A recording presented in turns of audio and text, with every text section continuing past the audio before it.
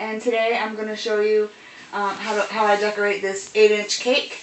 It's covered in fondant. It is a lemon champagne cake with white chocolate filling and a raspberry layer as well. And I've pre-made some bows that you can see here, only because bows don't tend to stand up on their own as you put them on. So just to do a quick test, I rolled them out in gum paste and froze them for a moment. And here we go. I'm going to set the timer. So what I'm going to do is I'm going to cut a band for the bottom of this cake and let it set for a minute using the yardstick.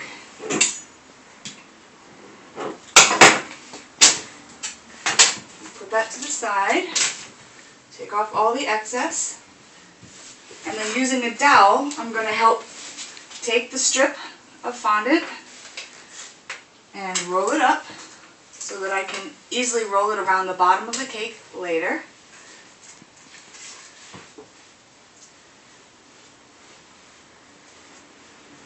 As you can see, my kitchen space is very small, but a lot of great things have left this kitchen, so I ignore that.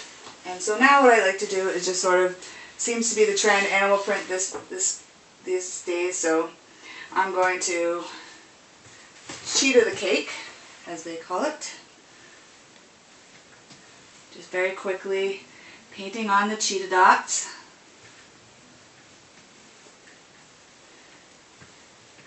It's very important that you learn how to roll fondant correctly and smoothly so that you have a clean surface to work on.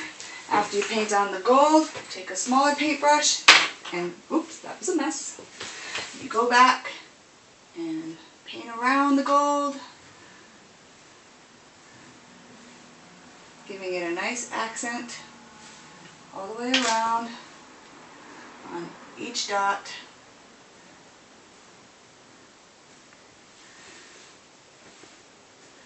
I get many requests from teenage girls for animal print, mostly zebra these days, some cheetah, lots of bows.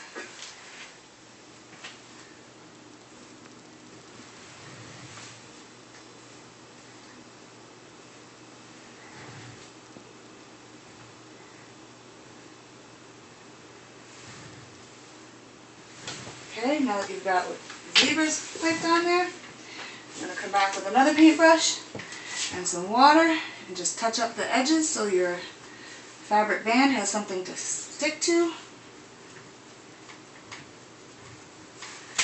And go around the cake. Remove it from the dowel.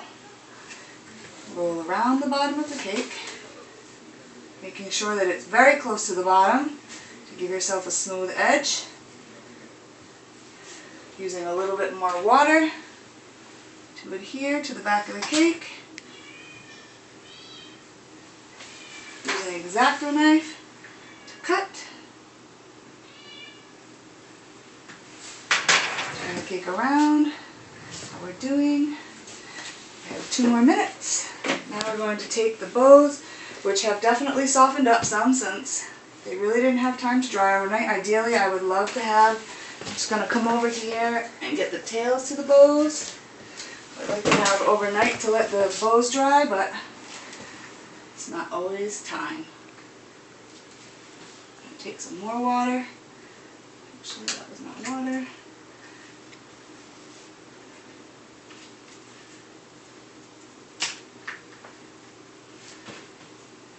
And quickly add the bow to the bottom of the cake.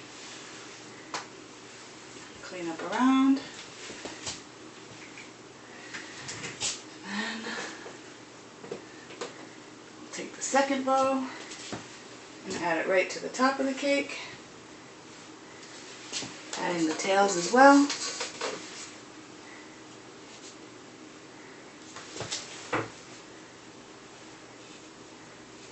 Minding to put it back so your red doesn't stain.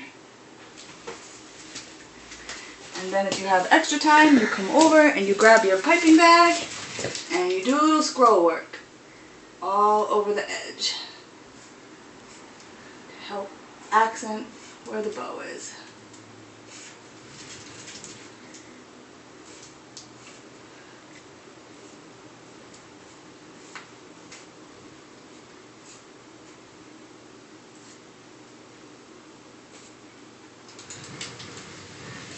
And voila, chili cake.